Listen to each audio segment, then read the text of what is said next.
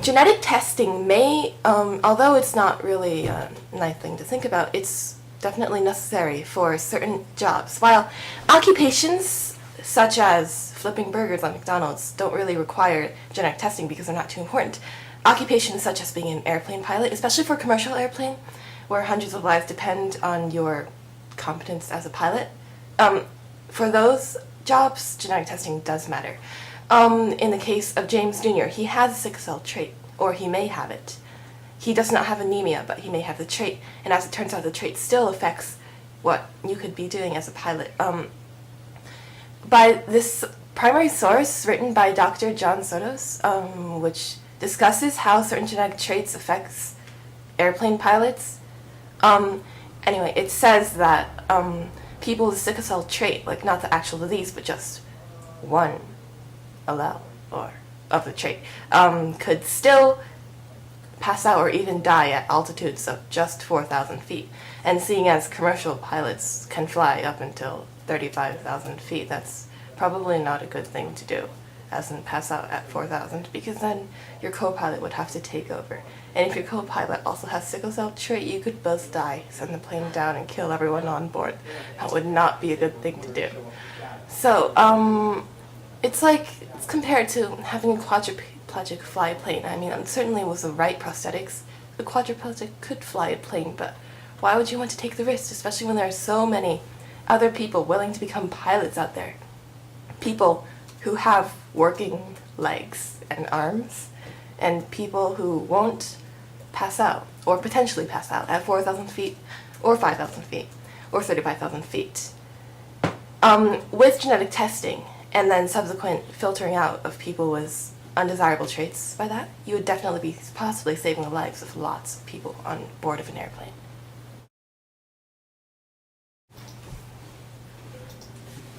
Genetic testing is no different from any other form of discrimination. A person's genetic makeup does not determine how fit or unfit they are for a certain job. A person can't control how he or she is born, but they can control how hard they work and how passionate they are about a certain job. The concept of geneism, or genetic discrimination, is like measuring a man's future based solely on his race or a single test that he takes, without taking into account other things. Take Steve Jobs, for instance. He dropped out of college, and yet he's considered one of the most successful people in modern times. Simply by looking at what is written on paper does not determine a person's actual capabilities.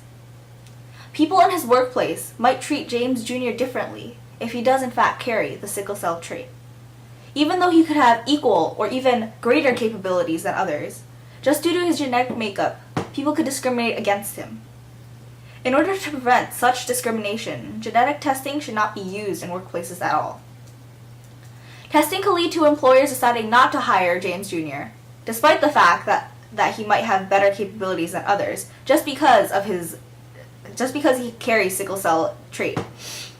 Since sickle cell anemia is a recessive trait, there are people who can carry it but do not actually have sickle cell anemia itself. Most people like this are barely affected by the trait itself. A mix-up between sickle cell trait and sickle cell anemia occurred in the 1970s as well. But now we know that only a small percentage of people with the trait are actually affected by it, and most people who carry the trait are fully able and well. And any risk and complications with having sickle cell trait can be easily reduced through proper training and acclimation to places of high altitudes. This is extremely important for James Jr. since he aspires to be a pilot. Genetic testing should not be used in workplaces because it causes discrimination.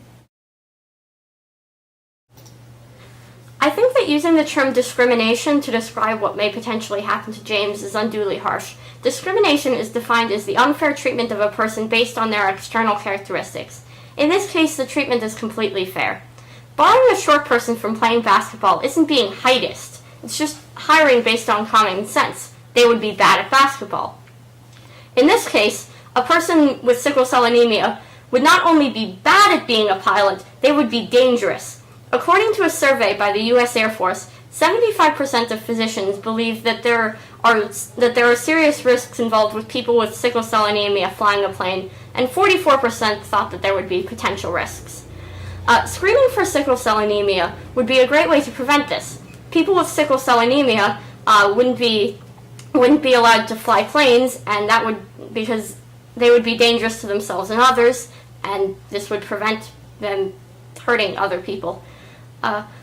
In regards to the issue in the 70s, wherein there was discrimination based on people having the sickle cell trait, which only has very, very minor effects, if any, on a person, that can be prevented by merely having proper research into genetics and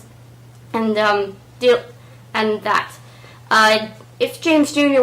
were only carrying the trait and didn't show it, then he would not be discriminated against if we simply funded proper genetic research.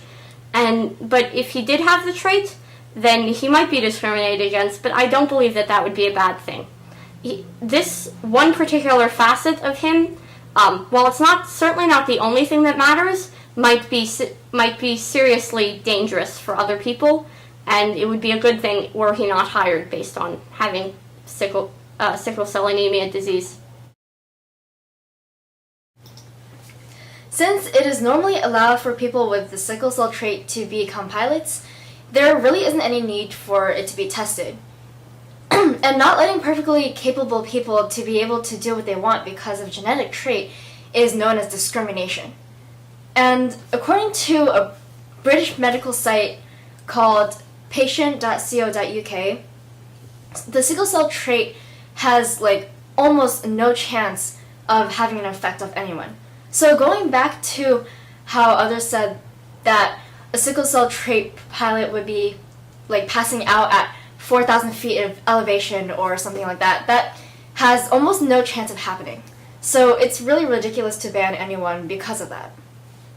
And most carriers of the sickle cell trait are African American people.